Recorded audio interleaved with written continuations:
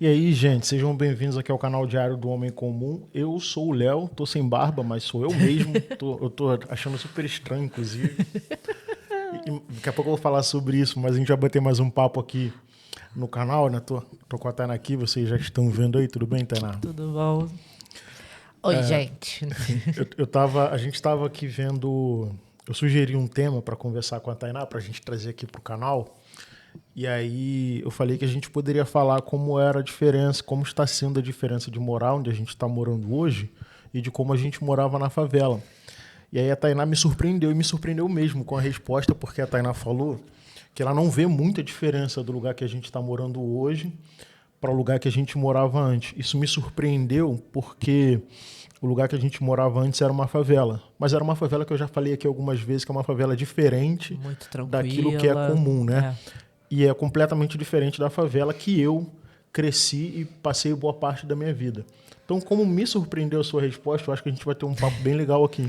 Show. Porque eu achei que para você, estar onde a gente está hoje, fosse um universo completamente oposto. E eu percebi que não é. Não então, é tão oposto quanto as outras realidades, de fato. E aí eu acho que é legal a gente falar sobre isso. Por quê? Porque eu cresci numa favela onde a violência era absurda, né?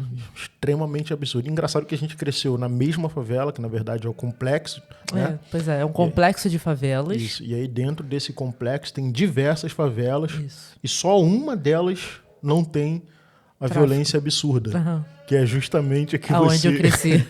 Nesse complexo que a gente cresceu, é um complexo de mais ou menos 13 ou 15 favelas aqui no Rio de Janeiro. Uns anos tiveram mais, outros anos tiveram menos, né? Com as mudanças do PAC, algumas... Do Estado, né? Do Estado, pra ficar mais fácil pro pessoal com as mudanças do Estado, algumas comunidades acabaram, entre muitas aspas, deixando de existir. Quando a gente fala mudança do Estado, a gente está falando de obras públicas que acabam removendo uma favela inteira e mandando para outros lugares da cidade, né? Então, aqui no complexo de Manguinhos, acaba que a gente tem... Uma hora tem 15, outra hora tem 13, aí tem uma nova invasão, surge mais uma favela e tal. Exatamente assim. E aí, dentro desse complexo, que tem diversas favelas, só uma não tem a presença do confronto entre o tráfico e o Estado, né? O poder do Estado. E é justamente a que você cresceu. E eu passei por diversas outras favelas dentro desse mesmo complexo, e todas elas extremamente muito violentas. E a última que eu morei foi junto contigo lá nessa, mais tranquila. Então, eu queria que você falasse primeiro como é que é lá. Isso. Aonde você cresceu, né? Contextualizando, né? Começando do começo, eu cresci no Amorim, que é, como o Léo falou, uma dessas favelas dentro do complexo de Manguinhos. E o Amorim, historicamente, ele é uma comunidade cedida pelo governo para... É a primeira comunidade do complexo de Manguinhos. É a primeira comunidade. Ele é um espaço cedido pelo governo para os trabalhadores da Fundação Oswaldo Cruz. É um pedaço de terra que é federal. Federal, isso. E que o governo cedeu para os trabalhadores, né? Muitos moravam muito longe da Fiocruz, e aí o deslocamento e ir e vir, né? Era muito complexo, então começou a ceder esses espaços para que as pessoas construíssem casas e pudessem morar mais perto do trabalho. Era só para facilitar mesmo o trabalho. Né? Era para ser... A gente está falando, gente, de 1901. Vocês terem noção. 1900 Guaraná de rolha. Isso aí. Na verdade, nem Guaraná tinha na época. Mas, enfim, muito antigamente mesmo. Então, sempre foi... A proposta ali sempre foi essa, né? Ser só um terreno para os trabalhadores da Fiocruz. Com o passar dos tempos, o governo também começou a ceder espaço ali para muitas pessoas que se aposentavam, né? Então, policiais, militares se aposentavam e acabavam ganhando um pedaço ali. Como é o caso dos combatentes, que também é uma comunidade do complexo de Manguinhos, que é um terreno que foi cedido para ex-combatentes. Ex-combatentes de guerra. De guerra, exato. O Amorim também tinha essa proposta. Então, na verdade, eu falei, desculpa te interromper, eu falei que só tinha uma comunidade que era semelhante à sua, na verdade são duas que tem o ex-combatente, que também dificilmente tem o confronto ali entre o tráfico Mas e o é curioso porque os combatentes, diferente do Amorim, é porque o Amorim ele também acaba sendo uma parte um pouco isolada. Bem afastada. Justamente por conta da Fiocruz, você tem todo o complexo de Manguinhos da Fiocruz para lá e o Amorim da Fiocruz para cá. Então ele é a única que fica sozinha, né, isolada de um lado da Fiocruz, enquanto todos os outros estão do outro lado, ou de frente.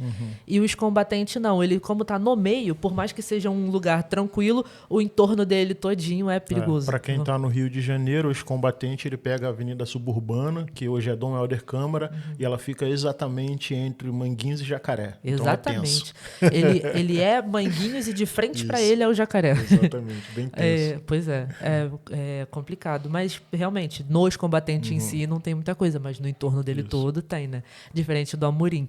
O Amorim ele fica exatamente entre a Fiocruz e a linha amarela. Então, na frente dele é Leopoldo Bulhões e atrás é a Avenida Brasil. Então, ele é completamente cercado por vias e não tem outras comunidades em volta. Realmente ele é isolado.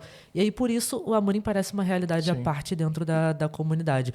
Como ele foi um terreno cedido para aposentados, também, consequentemente, né, são pessoas com maior poder aquisitivo. Isso. Então, você tem casas muito boas, você tem construções, né, antigas demais. É uma favela que tem casa de R$1 milhão. Exato. A gente está falando de... É porque, sim, exatamente. É como você falou, né? Lá é mais desenvolvido, mas não só pelos aposentados, né? Como é um terreno da União, hoje em dia não sei mais se é da União, acho que já desvinculou, né? Não sei mais. Já porque teve a regularização fundiária. Isso, é verdade, o Estado já está lá. Já deu, então, no caso. Então, o que acontece? Lá hoje é uma área que tem muitos servidores, né? De Força de Segurança e também servidores da União do Trabalho na Saúde, né? Isso. Então, por conta de a gente ter muitos servidores lá, consequentemente é mais desenvolvido, né? Economicamente, né? Até de estrutura mesmo. Esse que é o ponto. Então, todas as ruas no Amorim são asfaltadas, os becos são asfaltados, você tem quebra-mola dentro do beco, coisa que você não tem nas outras comunidades, né? E lá não tem extrema pobreza, né? Não tem extrema pobreza, exato. Você tem casas que são um pouco mais humildes, mas não a extrema pobreza mesmo. Lá dificilmente você vai ter esgoto a céu aberto, e geralmente quando você tem um esgoto a céu aberto é coisa pontual, né? Quebrou, destruiu, e aí a associação de moradores já faz um contato com a prefeitura, ou seja lá com o órgão que for, e resolve. Resolve também por não ter essa dificuldade de entrar por conta do poder local, né? Exatamente. Então, tem infinitamente uma chance menor de ter confronto entre o poder local e o Estado, é mais fácil para entrar e o Estado entra com muita serviços. facilidade, tanto que quando nós tivemos a última obra agora, né, de revitalização, asfaltou rua, trocou encanamento, melhorou essas coisas, o Estado entrou e fez a festa na comunidade durante o tempo que foi e não encontrou problema nenhum, né? Não foi, em momento nenhum foi inviabilizado, diferente, por exemplo, como eu comentei da obra do PAC, que nós tivemos alguns impasses, volta e... Enfim, até hoje tem o impasses. PAC, que a Tainá está falando aqui, é o Programa de Aceleração ao Crescimento, que teve ali por volta do final dos anos 2000, início da segunda década ali de 2000 também, é onde o Estado entrou, a União e o Estado entraram com obras extremamente grandes para mudar o território, né? Então teve umas mudanças muito significativas. A proposta era justamente essa, né? De saneamento e etc., além da construção de destruir, entre aspas, né? Mas, tipo, destruir algumas áreas remoção de algumas áreas mais humildes para a construção de prédios populares, para que as pessoas tivessem condições melhores de moradia. E aí o PAC não chegou na tua região. A gente não precisa entrar muito sobre isso, na né? época, grandes especificamente, intervenções não teve. Isso. Mas agora, anos depois, né? Teve muito bem sucedido e sem problema nenhum, né? Sem oferecer nenhum tipo de risco para quem está trabalhando e para a comunidade. Mas enfim. Outra característica também do Amorim é que ele é a única comunidade do Complexo de Manguinhos que é um morro. Exato, que são subidas, né? É morro mesmo, não é subida, né? Morro. E são 3 subidas e acabou o Amorim. Não tem mais absolutamente nada, né? Eles são essas 3 subidas. Se você sobe por uma das 3, obrigatoriamente você desce por uma das 3. Porque ele não tem saída para o outro lado. Ele sobe, desce.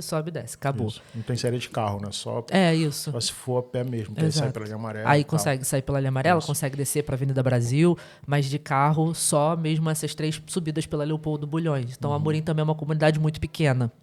Comparada a todas as outras do complexo, acho que até a Varginha é maior do que o Amorim. Não. Pode ser. É bem pequeno também, mas pode ser. Mas eu acho que ainda... Talvez pela extensão. Pode. A quantidade de moradores talvez tenha menos. Mas acho que a Varginha é maior em extensão do que o Amorim, que realmente é uma comunidade pequena. E aí, por isso que o Amorim é tecnicamente mais tranquilo, né? Eu falo tecnicamente porque a gente vai ter o perigo em todos os lugares. E aí, o usuário de drogas você vai ter em todos os lugares, traficante você vai ter em todos os lugares, o policial você vai ter em todos os lugares. Mas então, tem diferenças gritantes que lá, por exemplo, você exatamente. não tem o confronto. lugar de... Não, eu ia falar nem do confronto, né? Acho que do confronto a gente já passou por isso. Eu ia falar da exposição da venda dos entorpecentes. No Amorim você não tem isso de forma clara. Não. E aí acho importante fazer essa contextualização, porque a Tainá vem dessa realidade. Isso aí. E é essa a tua realidade de quantos anos? Eu acho que pode colocar aí de toda a sua 15... vida, pô. Toda a minha vida, né? A gente saiu... Não bota a sua adolescência, não. A sua vida inteira. Não, exato. Mas eu ia falar quando eu comecei a trabalhar com a comunidade, que foi quando... Não, tô falando de moradia. Sim, de moradia há 32 anos, exatamente, praticamente, de moradia. né? E aí, nesse contexto, a Tainá passou por essa situação, né? Que é uma situação de não ser atingida em nenhum momento por esse tipo de violência, né? Que é uma violência quase generalizada aqui no Rio de Janeiro. Né? Exatamente. E quando nós tínhamos situações de violência, geralmente eram na Leopoldo Bulhões, então inviabilizava a nossa, só o ir e vir mesmo. o nosso ir e vir, né? pela Leopoldo, mas nós tínhamos a facilidade da linha amarela e da Avenida Brasil, que aqui no Rio de Janeiro são 2 vias expressas, onde você consegue condução para qualquer lugar do mundo. Sim. Pela Avenida Brasil a gente vai para São Paulo, sabe? Então nós conseguíamos sair do Amorim, diferente das outras comunidades, né? Que só tinham a Leopoldo Bulhões como saída. Eu acho que seria legal também você falar, pelo fato de o Amorim ser uma comunidade mais desenvolvida, tanto economicamente quanto em nível de educação, o quanto isso foi bom para você se formar e tal. Sim. Né? Porque acaba que todas as pessoas ali, por terem, né, a grande maioria, serem servidores públicos, alguns com ensino superior, outros técnicos, etc. Então é muito incentivado esse tipo de coisa. É comum, nós tínhamos projetos de educação e também pela proximidade com a Fiocruz. O Amorim, ele tem, uma das ruas do Amorim tem 2 portarias da Fiocruz. Então a nossa entrada na Fiocruz sempre foi muito facilitada por conta disso. Então, lá dentro da Fiocruz, você tem diversos projetos de educação e incentivo. Fiocruz, gente, Fundação Oswaldo Cruz é simplesmente a maior instituição de saúde da América Latina. Exatamente, e não de só educação de e saúde. Educação e saúde. Então lá tem doutorado, mestrado, tudo isso dentro da favela. Não só isso, mas lá dentro da Fiocruz você consegue, tem o colégio, né, para fazer o ensino médio, você tem o EJA para terminar o seu ensino médio. Uma das maiores bibliotecas que a gente tem na cidade. Uma das maiores bibliotecas, você tem o pré-vestibular para incentivar a entrada nas universidades públicas. Tudo isso dentro da favela. Dentro da favela, exatamente. Embora a Fiocruz pareça um mundo completamente à parte da favela, ela está dentro da favela. Então, o acesso à educação é muito mais facilitado. E não só isso, né? Por conta das rotas de saída que nós tínhamos no Amorim, nós não tínhamos o impedimento que, por exemplo, outras pessoas da favela têm no ir e vir para a escola. Enquanto muitas pessoas do complexo de Manguinhos, num confronto entre o Estado e o poder local, não conseguiam entrar na Fiocruz para trabalhar, e essas pessoas não trabalhavam naquele dia... Só para vocês terem noção, quem mora no Amorim trabalhava normal, exato. Mesmo estando no mesmo espaço. Não só isso, né? Mas os alunos que estudavam no Amorim, que estudavam, por exemplo, para Bom Sucesso, só para ilustrar, né? O Amorim, você tem a Fiocruz e você tem para lá Manguinhos, Benfica. Bom Sucesso é para o outro lado. Então, nós saímos do Amorim para conseguir estudar em Bom Sucesso. Nos colégios para cá, né? Bom Sucesso, Penha e etc., você conseguia sair com muita facilidade. Mas até mesmo para Benfica, era só uma questão de ir para a Avenida Brasil e acessar o outro lado, entendeu? Mas quem morava na parte de Manguinhos, né, mais afetada pelos confrontos, não conseguia sair para a escola. Você tinha fechamento de escolas, lá dentro mesmo, né, tinha todo esse problema. E nós não tínhamos, nós conseguíamos ir e vir para o colégio todos os dias. E aí, voltando, né, para a educação, como o pessoal do Amorim, que é a comunidade que você nasceu, é uma comunidade onde boa parte deles ou são aposentados ou estão na ativa, por exemplo, da Fiocruz, as crianças, os jovens, os adolescentes, eles tinham muito acesso à ciência, que é o que facilitava para que os jovens de lá, mesmo na favela, conseguissem ter, desde novo, a consciência do que era uma faculdade e a necessidade de fazer uma faculdade. Fala um pouco sobre isso. Exato, porque a própria Fiocruz sempre teve muito esse contato com a comunidade, né, para trazer esses jovens. Até porque são trabalhadores, filhos de trabalhadores, então mesmo que a Fiocruz não fizesse, os próprios pais levariam os filhos. E a Fiocruz tem muitas atividades lá dentro, né, de saúde de ciência e tecnologia. Então, como nós tínhamos esse muito acesso, todo mundo sempre teve esse crescimento, né? De saber o que existe, que tem a possibilidade e que se você quiser, lá dentro mesmo, você consegue estudar para alcançar esses lugares, sabe? No meu tempo eu fiz pré-vestibular lá dentro da Fiocruz, não consegui passar para uma universidade pública, mas quando eu fui para a faculdade, lá dentro da Fiocruz mesmo eu consegui estágio, lá dentro da Fiocruz eu conseguiria fazer mestrado e doutorado. Fez iniciação científica. Então, fiz a iniciação científica, conseguiria fazer mestrado, porque tudo isso é muito incentivado. E nós tínhamos esse livre acesso. Então, acaba que quase que todos os jovens, adolescentes da minha época, né? Que hoje em dia as coisas já estão um pouco mais diferentes, mas aí é mesmo a mudança da mente dos adolescentes de hoje em dia. Mas os jovens adolescentes da minha época tinham esse pensamento de vou conseguir melhorar de vida fazendo uma graduação. Sim. Vou conseguir melhorar a situação da minha família através do estudo, através do conhecimento que eu consigo adquirir do lado da minha casa, inclusive. Mas o próprio incentivo que nós tínhamos de fazer uma faculdade, de terminar pelo menos os estudos. Óbvio que não é para todo mundo, né? Tinha gente que não queria, mas enfim... Era mais acessível. Era mais acessível, com certeza. Outra coisa que eu acho legal também no Amorim, eu já vou entrar no meu contexto, né, que é a mesma favela, e vocês vão ver a disparidade das coisas.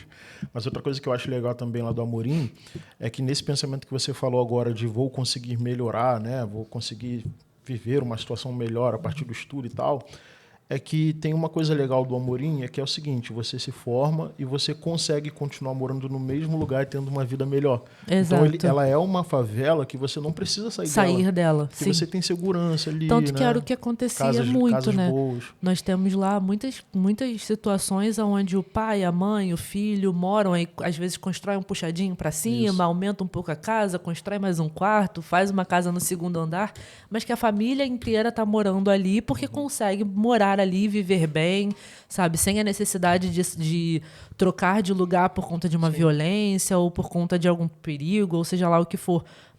Você consegue ficar ali. Nós mesmos gostaríamos de continuar, né?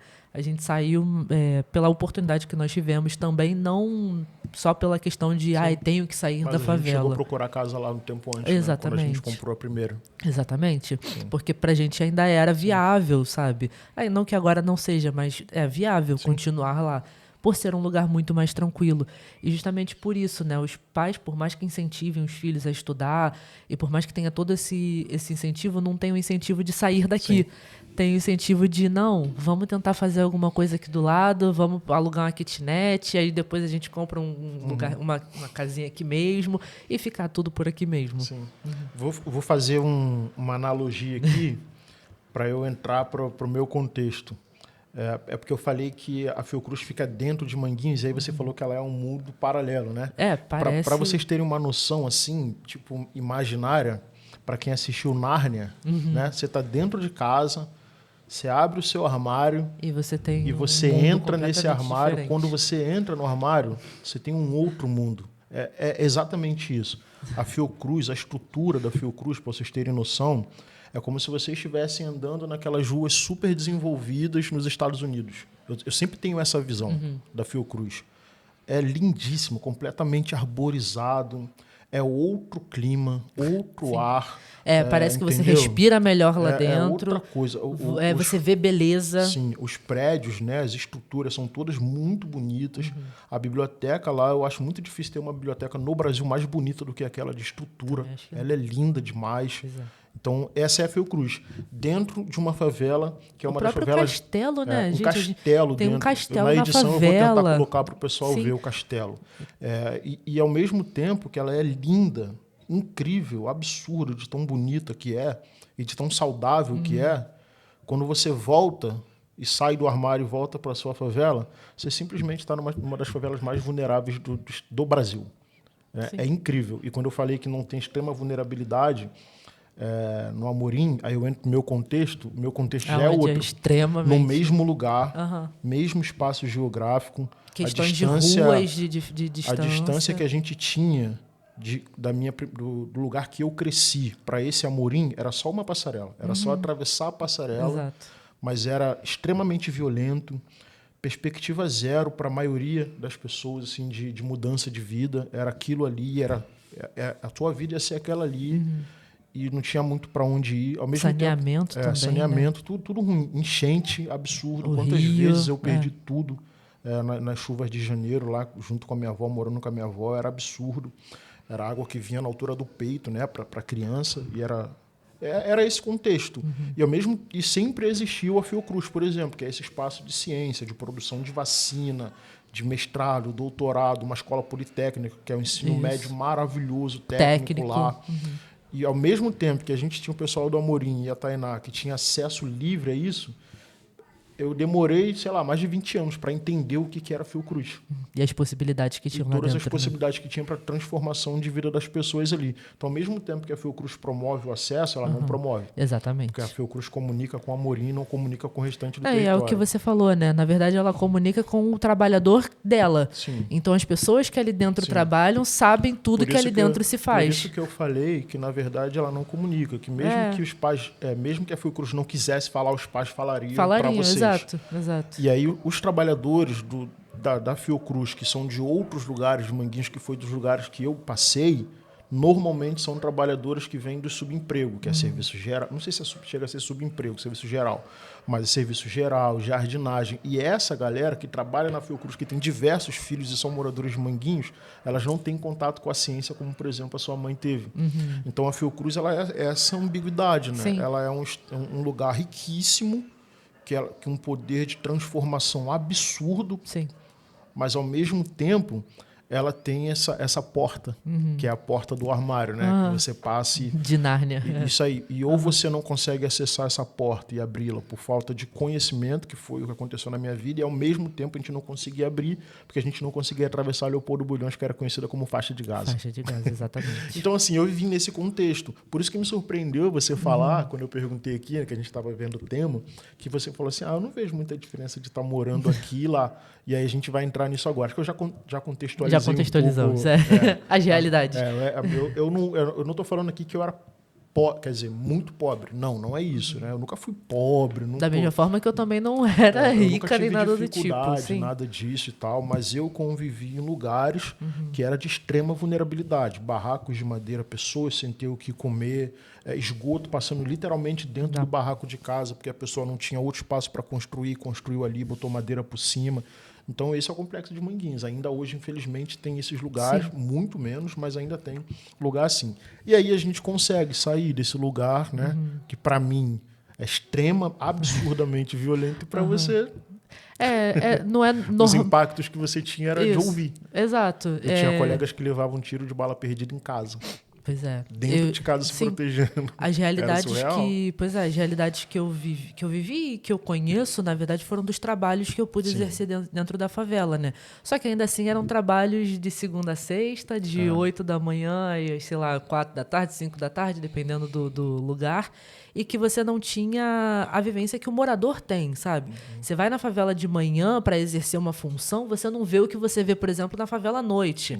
Você vai na favela numa segunda-feira, você não vê o que você vê na favela num sábado. Sem contar que os sustos que você passava, né? E aí eu sei porque a gente trabalhou junto, né, num projeto, os sustos que você passava de troca de tiro, por exemplo, quando você saía, você parava de sentir, a comunidade continuava sentindo. Exatamente. Naquele momento que eu tô aqui dentro, te abala, te afeta, isso, mas você consegue sair. Exato. E ir para um lugar onde eu não vou ter esse conflito, esse permanecia. confronto. Sim, exatamente. Mas, assim, sair da favela, para mim, quando eu falo que não tem muita diferença, é porque realmente... Para esse lugar aqui. Para esse lugar aqui, Quem dera se a gente estivesse no Leblon, poxa, né? Que diferença tem. Sair para vir para cá não é que não tenha... quando eu falo que não tem diferença, é porque realmente a tranquilidade que eu tinha no Amorim, de ir e vir e etc., eu tenho aqui. Até barulho, né? Exato. Então, o barulho aqui é um pouco diferente, mas porque, independente de qualquer coisa, o Amorim era uma comunidade. Então, você tem um rádio alto no final de semana, você tem um vizinho que tem um bar que toca um funk até 3 da madrugada. Então, mas olha que interessante que você falou, nos finais de semana. Exato. Aonde eu morava, era segunda-feira, meio-dia, era funk no talo, forró no talo, gospel no talo. Sim. Era sinistro. Não, lá E a era gente... engraçado quando todos os vizinhos se encontravam no som, meu irmão. Que aí tu tava ouvindo tudo ao mesmo tempo. Ao mesmo tempo que você descia até o chão, tu dava glória a Deus. Isso aí. Dançando isso e dançando aqui, ó, no Isso aí. shot. Isso Exatamente. Você sabe, quem mora na favela sabe Sabe que não como tem é que é exagero isso. nenhum aqui Não, que eu tô e falando. enquanto você tá ouvindo tudo isso, é o carro a moto passando, carro dando do grau, ovo. o carro do ovo, o cara que conserta tudo. Garrafeiro, pra garrafa É, vazia. o vendedor daquele de vassoura, Tudo. pano de prato. A tabuada. Tá vendo? Você via de tudo ao mesmo tempo que os vizinhos estavam ouvindo a música aí. alta. Então, É loucura. É, loucura. Favela é loucura. Então, mas no Amorim nós tínhamos isso. Só que realmente numa quantidade, numa proporção infinitamente menor, né? Nós morávamos em frente a um bar. É. Então, assim, tinha... Era pior, né? Aquele bar quando a gente chegou, né? Pois é. Quer dizer, quando eu cheguei, porque você já tava ali. Era pior, mas ainda assim não era tão tenso, porque ainda tinha questão de 10 e pouco, 11 horas da noite, ele dá uma diminuída no volume. Na época que nós gravávamos vídeo pro meu canal, nós tínhamos vários cortes, né? De moto passando, né? criança gritando, e a gente não conseguia gravar direito porque tava a barulheira na rua e você não tem como... vedar o som, né? Vamos dizer assim. Aqui, por mais que a gente esteja de frente para uma janela e estejam passando carros na rua, não está impactando muita coisa na nossa gravação. Então, diferença tem. Mas, realmente, comparado ao que eu vivia no Amorim com relação a conseguir sair, conseguir voltar, e dentro da comunidade mesmo, aqui não é muito diferente. Eu passei lá em Manguinhos. Talvez só a padaria que é mais longe. A gente tem que pegar o carro. Mas aí é por preguiça, porque dá pra ir a pé. Eu passei lá em Manguinhos, eu tenho 40. Cara, eu vou botar aí uns 36 anos, talvez. Acho que mais ou menos por aí. 36 anos lá.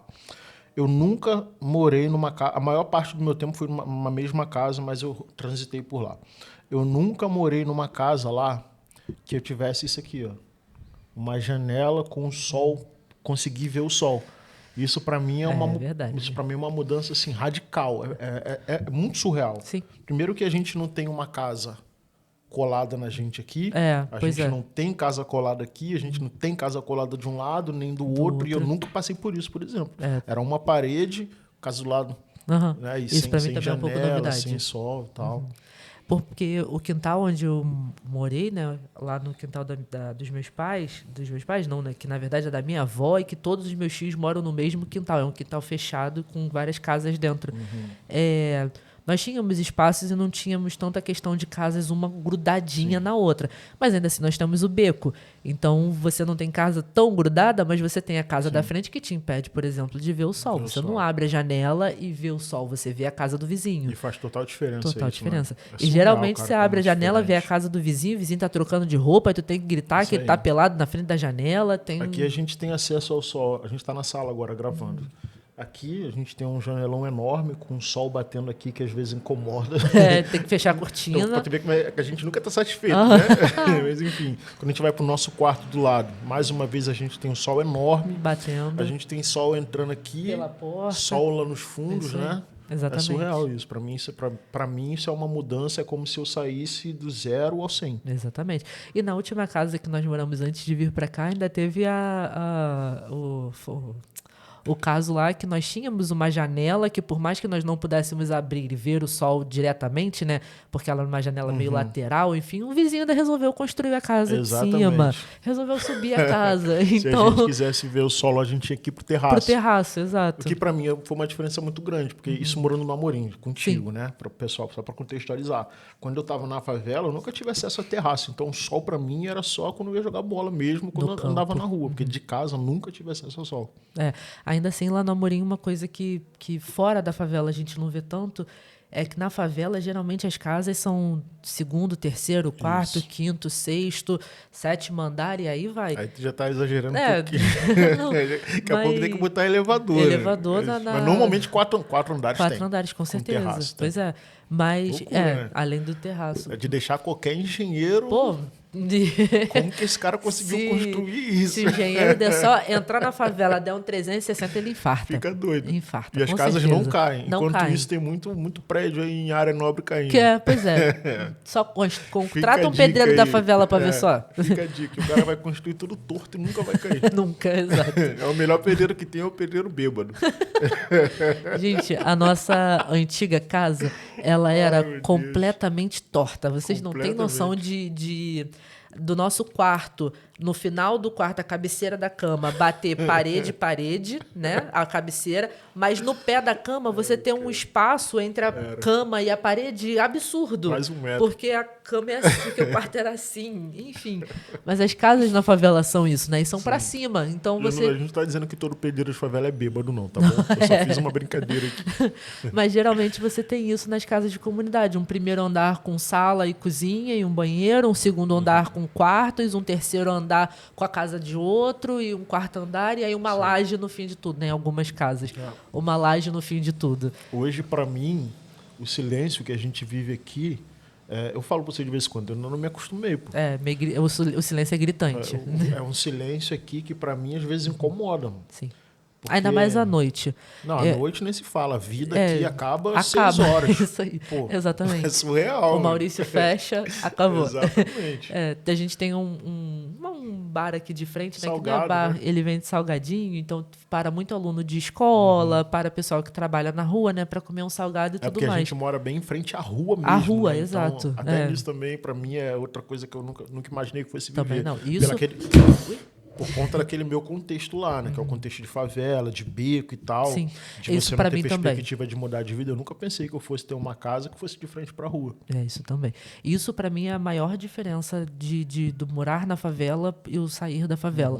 Porque, enfim, os anos todos que nós moramos da Murim, o tempo todo que eu passei trabalhando dentro da comunidade, eu nunca imaginei que a gente poderia, por exemplo, pedir uma encomenda e Eu receber ia na falar porta de sobre casa. isso. Às vezes a gente pedia pizza no Amorim, tinha que ir lá Lá em na cima rua da rua. A buscar. gente descia e E subia para poder buscar lá a pizza. embaixo, Sim. porque o cara ficava com medo, né? É. Mesmo sendo uma favela extremamente tranquila, o Isso cara aí. tinha medo, então a gente tinha que andar. Aqui não, aqui a gente faz um pedido, E para a na gente porta abre de uma porta casa. aqui, outra aqui. Um acabou. portão, porta É. e portão e Que em recebe. 10 segundos a gente já está Isso diante aí. da pessoa recebendo. Exatamente. Isso para mim é o que é mais gritante. Acho que eu nunca pensei nessa possibilidade. Sempre me vi ou tendo que ir na associação de moradores, porque isso acontecia Isso. muito.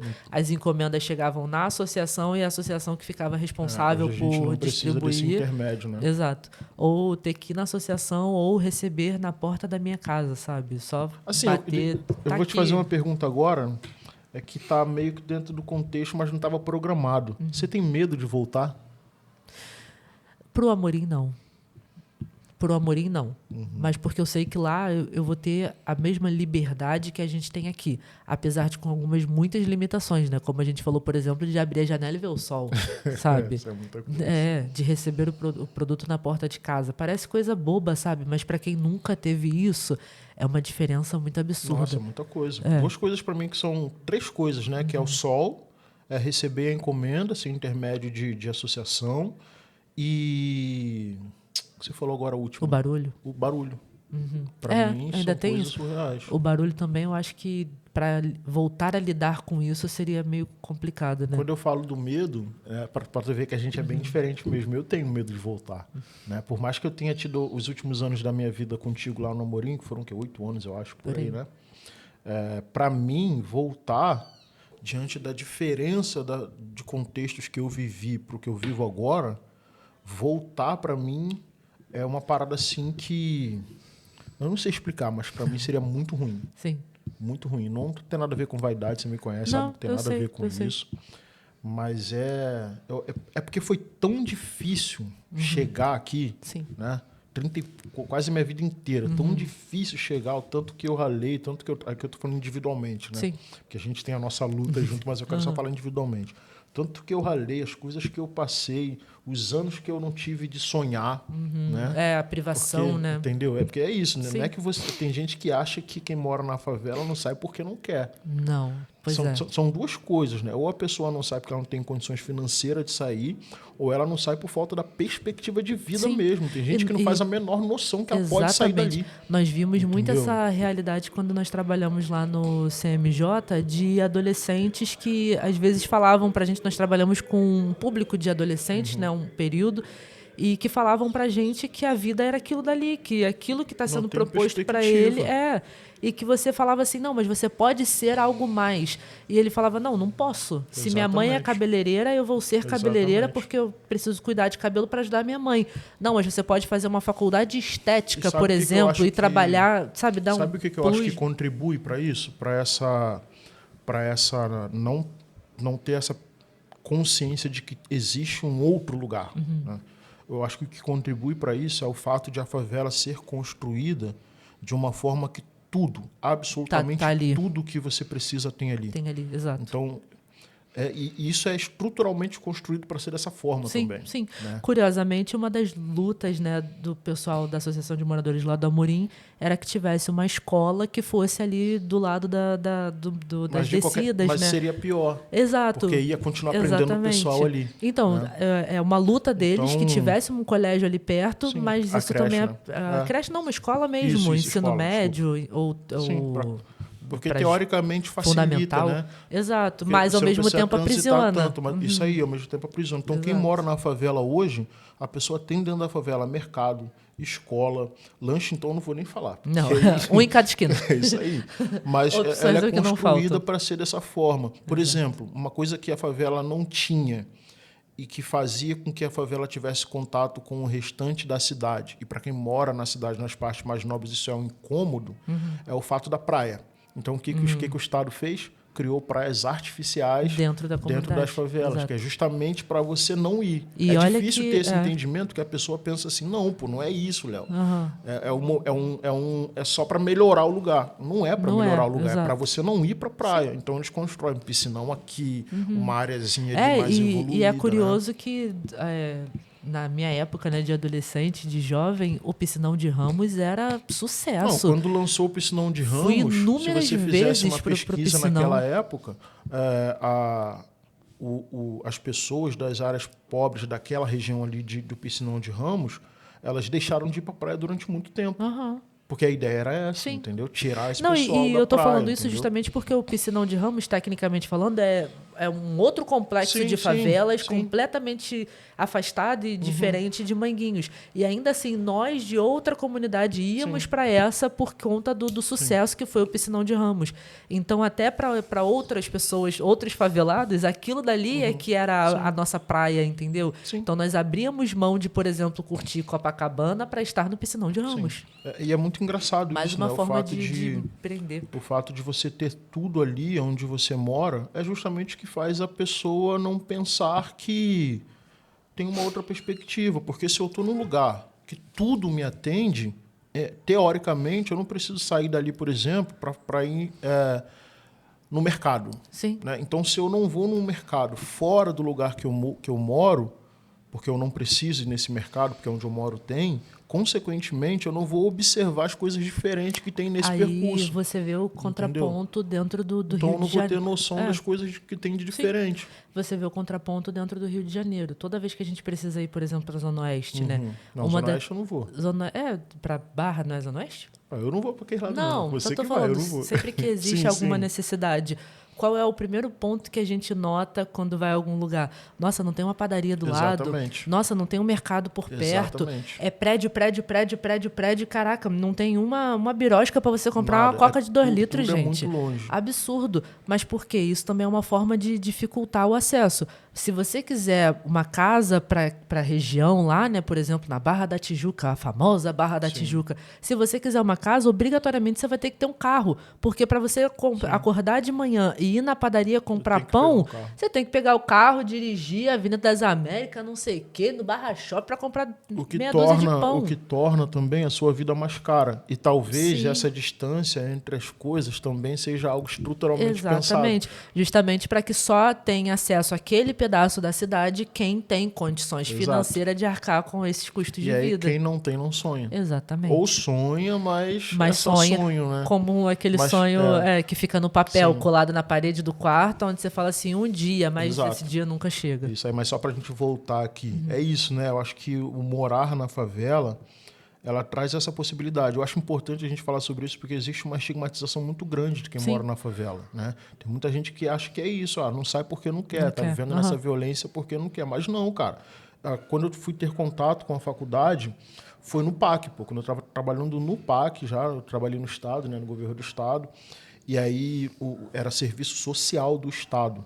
E aí tinha muitas discussões, reuniões com líderes comunitários e tal, trabalhadores do próprio Estado que estavam ali junto comigo, e eu participava dessas discussões. Eu sempre fui uma pessoa muito crítica, conversava sobre tudo, que foi quando o André falou para mim, lá, acho que isso deve ter 2012 mais ou menos, que o André falou para mim, que seria, o André Lima, pô, Léo, seria muito importante você ir para a faculdade, porque você tem bastante conhecimento, mas a faculdade vai organizar. Foi ali, porque eu tive noção de que tinha uma parada de continuar estudando. Você tinha, em média, quantos anos? 2013? Pô, cara, 85, 95, 10, 2015, 20... Por aí, uns 23 anos. 23 anos. Ou seja, um morador de favela, né, cria da favela, com quase 25 anos, foi quando teve o primeiro contato. Primeiro contato, entre aspas, né? A primeira pessoa dizendo assim, poxa, tem essa possibilidade. E aí, quando você vai para uma faculdade, né? E eu fui para Federal, mas eu já estava contigo, né? Eu fui para Federal depois, que você começa a participar de umas discussões que não só vão te mostrar, te dar conhecimento técnico e científico, mas que também vão mostrar para você como que a vida de fato acontece, é que você começa a entender como que funciona. Né? Por que muita gente não tem a perspectiva de sair? Né? Será que é só preguiça? Será que todo mundo ali é bandido? Né? Isso aí. Será que o cara que não denuncia, o cara do movimento ali, por que ele não denuncia? É tão simples assim, denunciar? É familiar, pô, é amigo, entendeu? Então é outro contexto que as pessoas às vezes não entendem e preferem estigmatizar. É tudo favelado mesmo. E aí bota tudo ali. As pessoas não sabem o que é a dificuldade de viver numa favela. Exatamente. Foi trabalhando com os projetos sociais dentro da favela. Eu comecei a trabalhar com projeto social com 15 para 16 anos. E a gente parou de trabalhar com isso, trabalhar diretamente, né? Porque a gente ainda trabalha. Um negócio aqui, mas pode continuar. Claro. A gente parou de trabalhar com isso quando, mais ou menos? Acho que... nem sei. Como assim? Que a gente parou? Que a gente saiu?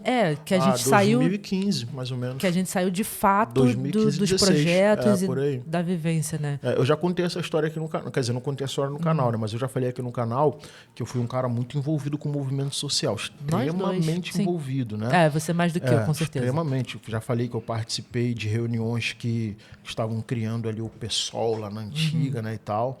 Já falei sobre isso aqui no canal.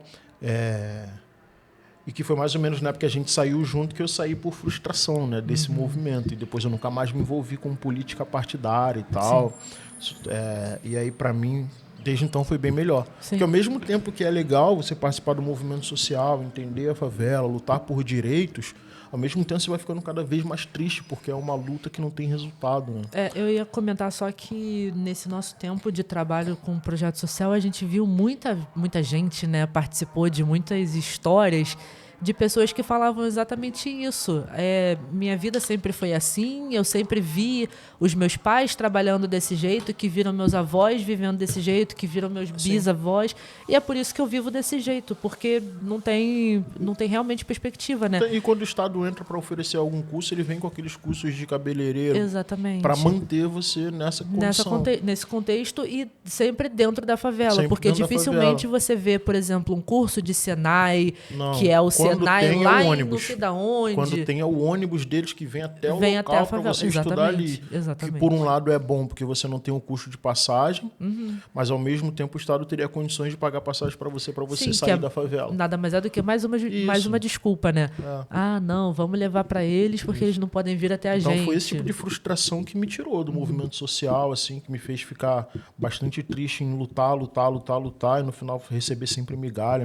Eu tenho essa crítica, e eu preferi depois largar tudo e procurar viver minha vida E desde então a gente tem feito isso, né? É. Não significa que a gente não se importa. Não significa que a gente não se importa e que a gente não trabalha com o movimento social, né? Porque isso que a gente está fazendo aqui hoje também não deixa de ser participar. Mas não da forma como a gente atuava antes e, na grande maioria das vezes, também, né? Envolvido com o governo, né? Inclusive, falar sobre sonhos era uma pauta, focos, né? Mas fica para um próximo. Acho legal a gente falar sobre isso, né? Porque a gente, por exemplo, você falou da sua estrutura, condição de vida, eu falei da minha, a gente fala um pouco do que a gente está vivendo agora. Talvez fique legal mesmo no próximo podcast a gente falar sobre quais são os nossos sonhos, porque não para aqui, né? E que os nossos sonhos em algum momento se encontraram também dentro dessas nossas realidades, né? Do seu contexto um pouco mais complicado de favela, o meu contexto um pouco mais diferente, né, de favela, mas ainda assim nossos sonhos se encontraram. Sim. E a gente conseguiu transformar essas realidades mostrando que eram possíveis, sabe? Tanto que eu acho que eu nunca vou esquecer disso, porque para mim isso é bem forte, quando você fala que começou a pensar em faculdade me vendo na faculdade. Foi. Entendeu? Eu acho que você estava no 4º período. Isso para mim é bem forte, porque, para mim sempre foi uma possibilidade. Acho que desde que eu me entendo por gente, eu sabia que eu queria fazer faculdade de biologia na época, mas sabia que eu queria fazer faculdade na área da saúde. A Fiocruz me influenciou muito. Quero ser da área da saúde, quero ser bióloga para ser pesquisadora, para trabalhar com pesquisa e desenvolvimento. Com o tempo a gente... Já tinha a ideia de serviço público. Exatamente, de ser servidora, de passar num concurso. Isso aí para mim... Entendeu? Mas ainda assim os nossos sonhos se encontram, né? Apesar dessas disparidades. É isso, né, cara? Sei lá, voltando aqui para o nosso foco para a gente encerrar, então para mim estar aqui onde a gente está hoje, né, fora da favela, apesar de que se a gente andar 300, já falei aqui várias vezes, a gente andar uns 300, 400 metros aqui já é o pé do morro. Aliás... Então a gente saiu da favela, o exemplo que eu gosto de dar é o seguinte, a gente desceu o morro. Isso aí. A gente agora está no pé do morro. Mas a gente ainda está no pé do morro, exato. Só desceu o morro. Não, eu ia comentar que hoje eu peguei o Moto Uber para ir pro shopping e ele foi por aqui, pela Doutor Noguchi. Ah, tá. Atravessou lá. Né? E aí eu vi a rua todinha e, nossa, realmente, a gente só desceu o morro. A gente está pertinho. Hoje a gente não tem mais... o confronto, né, dentro da nossa casa. Isso, praticamente. A gente ouve, mas hoje a gente tem um conforto, mas ainda assim não está muito distante da gente. Né? E para mim, esse conforto que a gente tem hoje é simplesmente surreal. Não tenho outra palavra para dizer. Diante de tudo que eu vivi ao longo da minha história, e parte da minha história contigo também, né? Para mim, estar aqui onde a gente está hoje é algo que... Por isso que eu tenho medo de voltar. E o que eu acho que é o mais curioso, como você falou, né? A gente só realmente desceu o morro e a gente só tá morando no pé do morro, sabe? E essa que é a questão da vida, não estamos né? nem distantes da favela, a gente só tá perto, mas ainda assim tem uma diferença muito absurda. Absurdo. Sabe? Hoje a gente tem matrícula num clube. Exatamente. Por mais simples que seja. Onde a gente pode... Nossa, a gente pode ir na piscina. Tudo bem que tá frio pra caramba. Mas a gente tem acesso a um clube que a gente paga R$50 por mês. Porque eu gosto de falar de R$50 por mês, porque tem muita gente que mora em favela, que assiste a gente, que às vezes não sabe que se ela atravessar a rua, ela pode ter acesso a coisas que ela nunca imaginou, que é o nosso caso. A gente só desceu o morro, gente. Sim. E a vida é absurda mudança, cara. Pois é. E barato. E perto. Eu ia falar do perto porque, por exemplo, Manguinhos é do lado de Bom Sucesso. E em Bom Sucesso tem um clube que é tão acessível quanto que a gente tem acesso hoje, mas as pessoas não sabem disso. A gente não tinha conhecimento. A gente sabia que existia, mas não sabia das possibilidades, né? Que era só você chegar lá, pagar 30, 50 reais e tá tudo bem. Outra coisa também. Você lembra quando a gente morava lá, quando a gente precisava correr, das vezes que a gente foi junto, das poucas vezes que a gente foi junto, a distância que a gente tinha que andar e os riscos que a gente enfrentava para só fazer uma atividade simples, atividade física? Sim. Porque o único lugar que nós tínhamos para caminhar ou para correr era justamente a Leopoldo Bulhões, né? Que corta todo o complexo de Manguinhos. Era lá no Desup. Naquele espaço lá, onde tem a biblioteca. Então, mas aí você corta toda a Leopoldo, vai lá no Desup, na biblioteca, mas depois você volta a Leopoldo. Era extremamente perigoso, porque a gente só podia fazer isso ou de manhã ou de noite. De manhã é troca de tiro constante, de noite também. Então a gente estava sempre correndo esse risco de levar uma bala perdida. Sim. E tinha que andar uma distância de pelo menos uns 600, 700 metros para chegar no local, no lugar de fazer atividade, e ainda tinha a volta para casa. Isso aí. Então E hoje... dependendo do horário da noite, você tinha o perigo, né, da Leopoldo Bulhões de noite. E hoje, para fazer uma atividade? Na própria rua da minha casa problema dá nenhum para correr. Então são essas diferenças, né? Que às vezes a gente está dentro da favela e não tem noção. A violência pra gente era comum. Hoje a gente está vendo aqui que é muito tranquilo fazer uma atividade física. É só sair na rua e você já está caminhando. Mas lá, quando a gente corria aquele risco de atravessar a favela, a gente achava normal, porque a gente convivia com aquilo. Exato. Correr risco de vida para quem mora na favela é uma coisa normal. Normal, sim.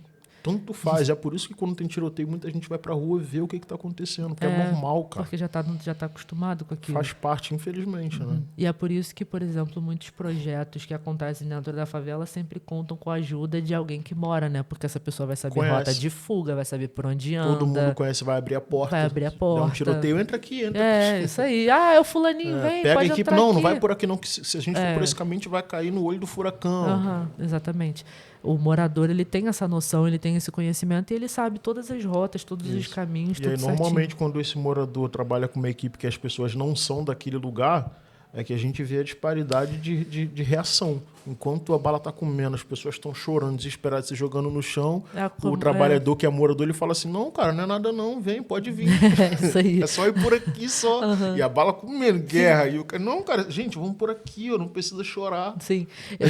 Você também já deve ter passado por isso, mas quando eu trabalhei na pesquisa... Eu sempre tive do lado dos que falavam que era nada demais. Quando eu trabalhei na pesquisa, aconteceu muitas vezes deles cancelarem o campo, né? Não vamos entrar na comunidade porque tá tendo confronto. E aí quem mora na favela falava assim, gente, é só o helicóptero da polícia. Daqui a pouco a passagem. Tá só rondando a favela, gente, é só o helicóptero da polícia. Ainda fala assim, ó... É uma arma só, é teste. Isso aí. Não é troca de tiro, gente, é teste. Olha só, ainda tem isso.